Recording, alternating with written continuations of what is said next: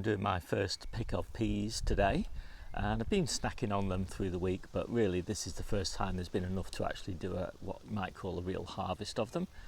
There they are behind me. So I start these off nice and early, and then I plant them out in a little low tunnel like that one over there, and I just keep them in here for a couple of months. I take the low tunnel off in April, and by then it's too hot really for them with any sort of protection, so they're much happier outside. You can see there's a good flush of flowers on there and plenty of peas. I've just harvested this bit, so there's no big ones, but there's plenty here. I don't put a huge number of plants in either, so I think I generally put 2 seeds per module in, and probably only about 12 modules per half bed, something like that. So in total 24, 48 plants, something like that, which is way lower than most people do. But what you find is that when you put a small number of plants in, you just get loads of shoots from the same plants, and you just end up with just as many peas, and I think healthier plants personally. So I just support mine on string, so there's some nice big hefty posts here. I just wind string around them, train them inside the string initially, then they kind of go crazy like this, and so I just wind string around the outside just to keep them reasonably well under control. These are Mange 2 Oregon sugar pod, and they are absolutely gorgeous at this time of year. So crispy and crunchy, and they're a little bit later than I would normally expect to be harvesting them, because we basically just had frosts every day all the way through April, and I just held them back just a touch, but they're coming on really nicely now, and I've got a few successions of these. These are the only ones I've got on the allotment. I've got lots more coming at home. I really like Mange 2 peas. Just the ease with which you can eat them is just fantastic. It's such a lovely harvest. So at this end I've got sugar snaps, and these are not quite as prolific rather, so early in the season. You still get a few, but I kind of prefer to do most of my first harvest as Mange 2, and then the second succession just a few weeks later is the sugar snaps, but they're still pretty good. And I think sugar snaps are even better than Mange 2. And we do grow ordinary shelling peas, mainly alderman, and they're pretty good. You can even use those as a Mange 2 as well when they're young, but we'll probably leave those to mature.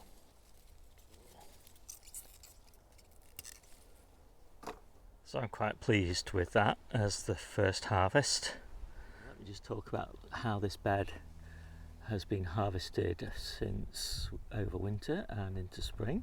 So we started off in here with winter lettuces, and we finished those in February, and we replanted with summer lettuces and turnips and radishes interplanted into the bed, and then we obviously harvested all of that lot and then replanted in here with spring onions and shallots, and of course the peas.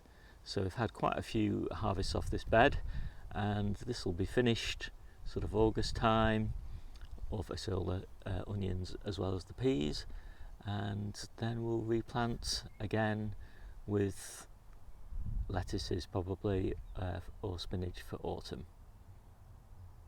So at this time of year there's not much to do other than keep harvesting as quickly as you can, because as you can see from the number of flowers there, it's going to be hard to keep up with just that little bed.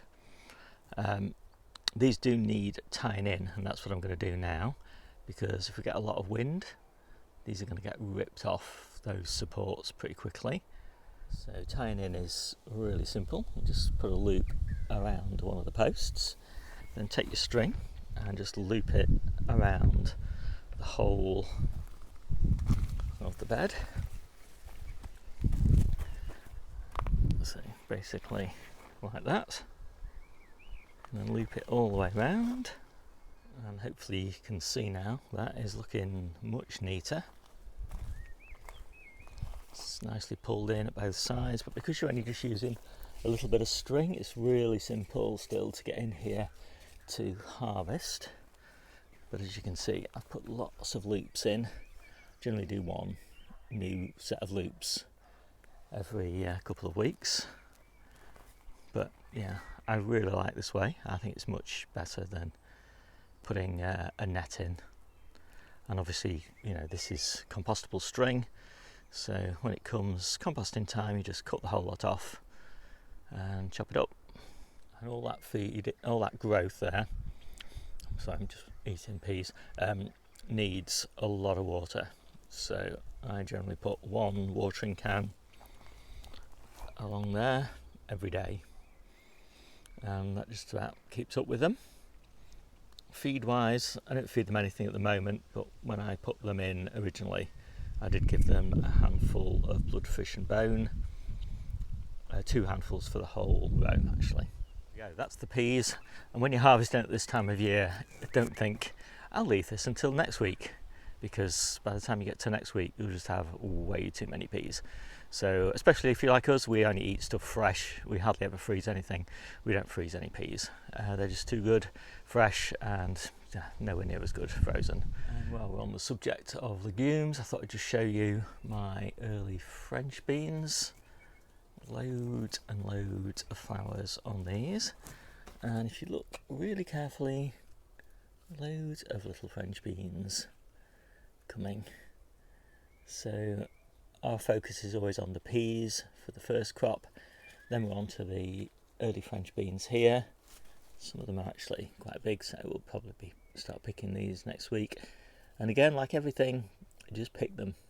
Don't wait for them to grow, because there'll always be too many next week. And here's the runner beans, always a bit slower, but plenty of flowers on these.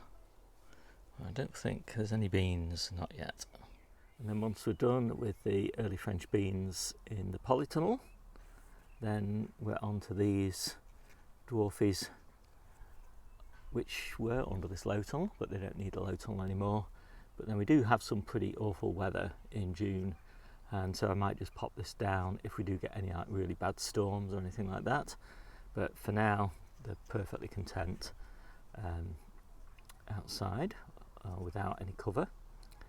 And then once these are finished, we switch over to the main crop beans back in the kitchen garden. So here's the peas in the kitchen garden.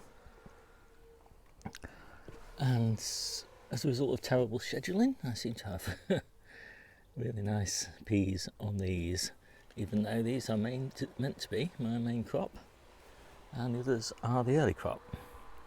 Still, these are still sans peas, or only little tiny ones. And then there we've got the late main crop of alderman.